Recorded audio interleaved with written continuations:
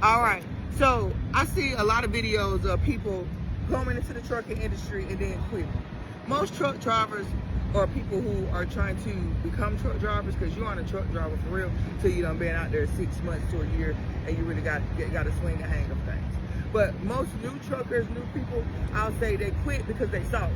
You know, they can't cut it. Being over the road, you have to use your own brain. You have to be able to think for yourself. You have to be able to problem solve. You have to be able to get yourself out of shit every single day. It's going to be times you go down the street and your GPS done tow you up. It got you on the street you ain't even supposed to belong. You don't even belong on. You know, it's too small. You might get to a shipper. The parking spaces they have are extremely tight. It's like, it's ridiculous to get in there. You have to deal with so many things and obstacles as you become a truck driver. And layman's term, people just can't cut that. You get what I'm saying? It looks good on the outside when you see women and men hopping in their truck, bing, bow, boom.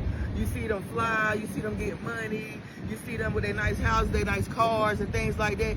But what you don't see is the backstory, the long nights, the early mornings, you know, the sacrifices, the shower every other day, you know, because you're too damn tired to get up after you finish driving and go take your shower. You don't see the everyday dealing with dispatch, them playing with you, shorting you on miles, the everyday dealing with shippers, receivers, you know, every day going down highways and bridges. I just saw a video the other day of this young man who died on the Chesapeake Bay Bridge. Y'all, I drove over that bridge. My first month driving, I was working with I think my second month driving, I worked with US Express. I went over that bridge, y'all. That bridge every bit of 700-800 feet in the sky, and it's this damn thing. You understand me? It's this damn thing. And it's like every bit of 10, 15, 20 miles of that bridge. And then as you go over the bridge, my homegirl, Miss Donna, she be on here. She told me, I was telling her about how scared I was about it. And she was like, I said, I ain't had no peace till I went under the tunnel.